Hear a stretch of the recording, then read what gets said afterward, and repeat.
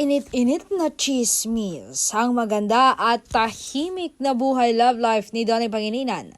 Ang daming nagsasabing non-showbiz ang girlfriend ni Donnie Pangilinan. Totoo nga ba?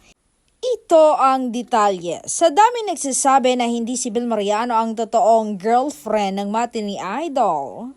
Yan naman ay sinagot ng ina ni Donnie Pangilinan na si Maricel Laksa Pangilinan gamit ang kanyang Instagram. Kanyang flenex ang feature ni na Donnie Pangilinan at Bel Mariano na sobrang sweet sa isang event.